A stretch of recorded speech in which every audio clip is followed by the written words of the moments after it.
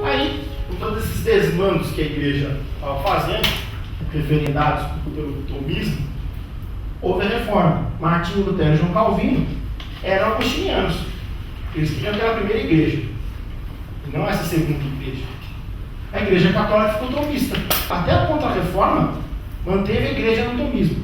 Os protestantes ficaram no agostinianismo.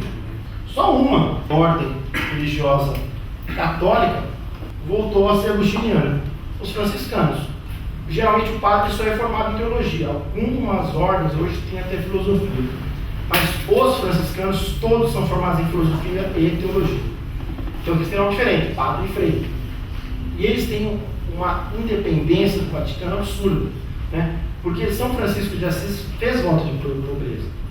Só que quando ele faleceu, a ordem dos frades menores, que era a ordem que ele havia criado, recebia doações, que eles não tinham como manter aquelas doações, que eles faziam mandar para o Vaticano. Aqui é da igreja, vai para a igreja. Só que com o tempo eles perceberam que eles estavam ficando na mão do Vaticano. A pressão é muito forte, principalmente a gente ouve, né, a gente lê na imprensa até hoje os desmandos que tem no Banco Vaticano, né? O que os franciscanos começaram a fazer? Eles eles criaram a estrutura financeira dos franciscanos na Alemanha. Hoje a ordem dos franciscanos ela é muito poderosa e ela tem muito dinheiro, ela não depende financeiramente do Vaticano. Os únicos que eles não controlam são os franciscanos, eles têm total independência financeira. Um papa chamado Francisco está fazendo esse reboot que ele está fazendo na igreja. Vocês têm ideia de que é muito mais do que a gente pensa. Na história da Igreja Católica, nunca um franciscano foi papa. E pelo jeito não será por um bom tempo. Então, um papa chamado Francisco tem mais implicações filosóficas que vocês possam imaginar. Não sei se foi da ciência de todos, quando ele foi eleito papa, ele escolheu o nome, mas ele não tinha falado ainda, né? Veio um senhor lá, X, com aquela roupa vermelha, cheia de forfé que o Ben 16 ele usava, e foi colocar nele e ele falou: opa, use você, o carnaval acabou. Ele foi com a roupa branca dele lá, de dia a dia. E ele é jesuíta, ele não é franciscano, mas ele escolheu esse nome, tanto que você vê, primeiro, ele não é Francisco primeiro porque ele não tem o segundo, ele é Francisco só. Mas ele ainda vai causar bastante rebu. Veja que por quê? Ele é agostiniano. Olha que legal, afinal você sabe por que ele é tão diferente. A Idade Moderna é a coisa mais importante para nós no direito. O direito brasileiro e o direito mundial, de uma certa forma, ele foi criado na Idade Moderna. Porque a Idade Moderna é que revoluciona tudo, a filosofia, etc. Então, o que nós temos hoje? No direito rejeita os pensamentos antigo e medieval, exceto o Renascimento. Então, quando você vai estudar o direito hoje, ele ignora que teve Idade Média. Ele ignora que teve Idade Antiga. Portanto, se ele ignora a Idade Antiga, ele ignora Aristóteles. Baseou-se no absolutismo, surge o Estado moderno. O monarca tem poder absoluto. Aqui eu tenho que explicar essa questão do absolutismo, sim, sem ofender quem aqui tem um bom conhecimento histórico, mas como eu já falei rapidamente, quando estava na Idade Média, nesse ponto da Idade Média, não existia reinos fortes. Você tinha senhores feudais que mandavam, eram absolutos nos seus feudos. O rei, era mais um dos senhores feudais. Geralmente o maior dos senhores feudais em tamanho de área, mas ele não pegava a área do outro feudo. Tá? Como nessa época surge a burguesia, que nós vamos falar bastante sobre capital, trocas comerciais, só que é um grande problema nessa época. Porque neste feudo aqui, era usado uma medida de peso, uma medida de tamanho, uma moeda. Naquele feudo ali, é usado completamente diferente. Aqui era a medida de tamanho, era o pé menor da filha do meio do senhor feudal. Ali era a mão da mãe do senhor feudal. Então, eu quero vender 5 pezinhos, equivale a quantas mãos daquela ali? E para pagar, aqui era uma moeda X, ali era uma moeda Y. Isso para a burguesia era horrível que estavam começando. O que eles pensaram? Peraí, temos uma ideia. Se a gente fortalecer o rei, e ele ser como se fosse um senhorzão feudal de tudo, ele poderia então dar vai ter só uma moeda, só uma medida de peso. Sem contar que para passar desse feudo para aquele, sendo que eu nem queria ficar nesse feudo, eu quero ir naquele do lado de lá, esse feudo aqui cobrar pedágio. Você está passando aqui, isso aqui é meu para passar. Assim. Você vai dar a volta, às vezes é enorme o feudo, você acaba pagando. Se a burguesia fortalecesse o rei, ele voltaria a ser, ele ficaria tão forte que ele poderia cobrar o pedágio entre reinos, mas que é uma área muito maior. Dentro do reino estava livre, não tinha mais pedágio. Isso é a base do absolutismo. Eles pegaram todo o poder político que era distribuído entre os senhores feudais e deram para o rei, que já existia. Várias famílias, eles tinham as suas sucessões lá, na Inglaterra, assim, em outros países da Europa. Quando a burguesia viu que tinha fortalecido o rei, eles falaram, agora está resolvido o problema. A gente pode vender à vontade, pode começar a fazer nas feiras.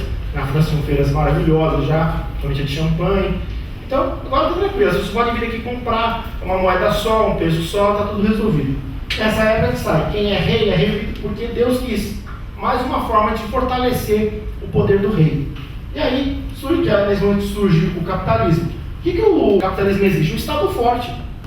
Fortalecer o rei, absolutismo, ótimo, felicidade. Só que eles criaram um bicho para ponta. Porque era assim. Vamos falar só da França para ficar mais simples. Os burgueses começaram a ficar muito ricos. E aí eles começavam a construir palácios enormes. Palácios de Versalhes já não era tão bom para os reis franceses. Tem um palácio na França chamado Chantilly. Eu não lembro que Luís que era, porque lá também tem tanto Luís de rei. Quando o rei viu aquele palácio, ele falou, peraí, esse palácio aqui seria ótimo, mais um palácio para mim.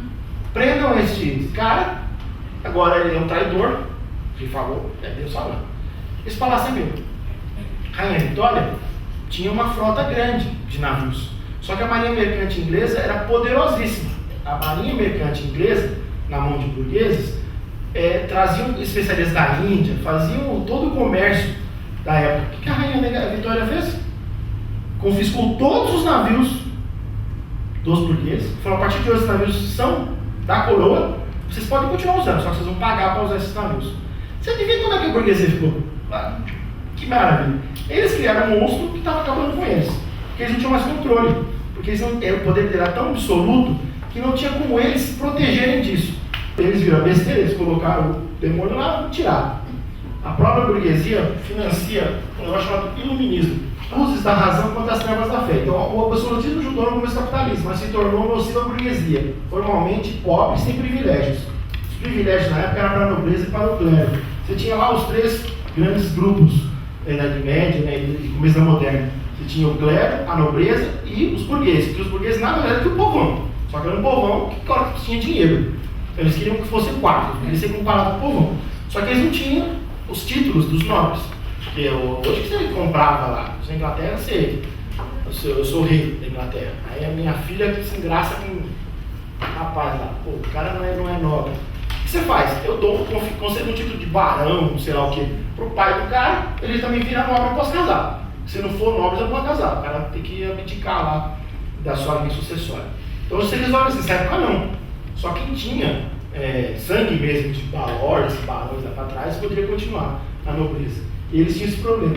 Então eles não conseguiam, eles tinham dinheiro, estavam sendo roubados por um Estado que eles mesmos tinham criado, e eles não tinham como comprar título de nobreza. Ah, peraí, isso está certo. Aí eles financiaram os grandes filósofos do iluminismo, eram bancados por burgueses. Eles recebiam para trabalhos escritos mesmo.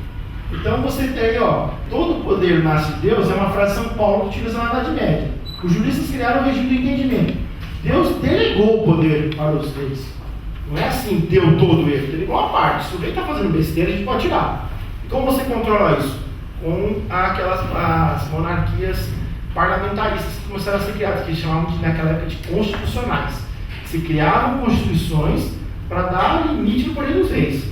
É nessa época que aparece, sim, então, a primeira Constituição escrita da Inglaterra, que é para delimitar os poderes do rei. Ele estava mandando e desmandando. Então, eles colocam, definem na Constituição até onde o rei pode. E cria, assim, Senado, com aparelho legislativo, para poder dar um controle para o rei, que no primeiro momento era apenas um grupo de conselheiros, e depois eles começam a fazer leis mesmo, que até o rei é obrigado a cumprir. É nesse momento que eles criam isso. E aí você tem a diferença entre protestantes e católicos. Protestante, se alguém manda é porque Deus quis, porque não há interferência. Já os católicos, Deus tem representado na terra, que é o Papa. Então, se você pegar a história dos países europeus, as coroações, os países católicos, os reis eram coroados pelo Papa. Os reis de países protestantes, os reis podiam se autocoroar. Daí vocês entendem aquele ato do Napoleão, arrancar a coroa da mão do bispo, e ele mesmo se coroa e coroa a rainha. Ou seja, para o país católico foi um crime que ele cometeu, porque ele deveria ser coroado por Deus, porque o poder descende de Deus, né? Então ele não poderia fazer isso. O Papa, ou o representante do Papa,